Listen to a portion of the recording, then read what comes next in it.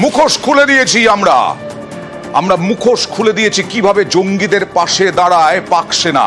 হাফিজ আব্দুল রউফ তার শেষকৃত্য, লস্কর জঙ্গি, সেখানেই সেনাবাহিনীর অফিসাররা রয়েছেন পাকিস্তানের, খুল্লা একেবারে এইভাবে মুখোশ খুলে দিয়েছি আমরা। আর কিছু জানতে বাকি নেই, আর কিছু বুঝতে বাকি নেই আন্তর্জাতিক মহলের।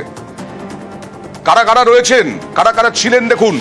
Fayaz Hossain Shah lieutenant general, major general Imran Sartaj, Mohammad Furqan Shabbir brigadier, Usman Anwar IGP Punjab পাকিস্তানের, পাঞ্জাবের অ্যাসেম্বলি সদস্য পাকিস্তানের মালিক শোয়েব আহমেদ ব্যর্থ। আর পাকিস্তান সেনা বলছে ও সাধারণ নাগরিক।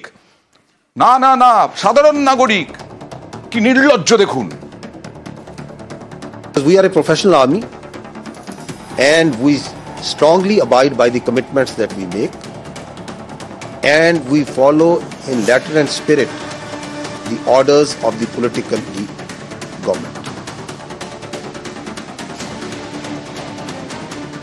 আমরা আমাদের প্রতিশ্রুতি রাখতে দায়বদ্ধ, আমরা সরকারের নির্দেশ অনুযায়ী কাজ করি, সেনাবাহিনী বলছে। তার মানে কি সেনাবাহিনীর কাছে সরকারের নির্দেশ ছিল যে এই লস্করে তয়বা জঙ্গির শেষকৃত্যে যেতে হবে? এ তো আরো ভয়ঙ্কর। সরাসরি চলে যাব ক্যাপ্টেন রায়চৌধুরীর কাছে। ক্যাপ্টেন রায়চৌধুরী।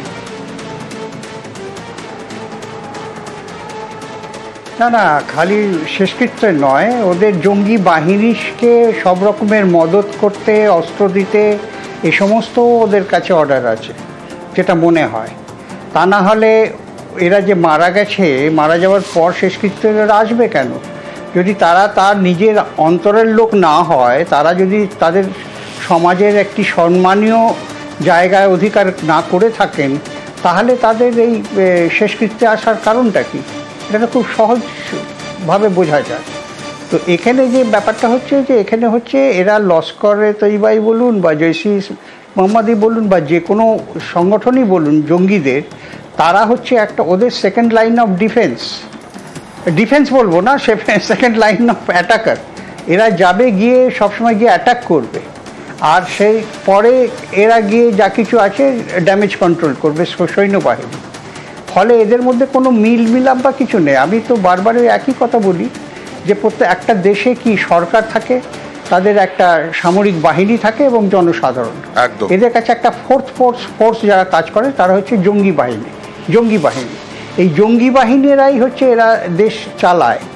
এবং এই পাকিস্তান তো কোনো দেশ, পাকিস্তান হচ্ছে একটা দেশ যেটা সৈন্যবাহিনীর দেশ। দেশের জন্যে তো সৈন্যবাহিনী, আর এটা সৈন্যবাহিনীর জন্যে এই দেশ পাকিস্তান। এটা পাকিস্তান না দিয়ে যদি এটা জঙ্গিস্তান নাম দেওয়া হয়, আমার মনে হয় আরো অ্যাপ্রোপ্রিয়েট। ঠিক, আমরাই নাম দিয়েছি জঙ্গিস্তান, পাকিস্তানের নাম বদলে, কারণ সেনাবাহিনীর থেকে বেশি তো জঙ্গি।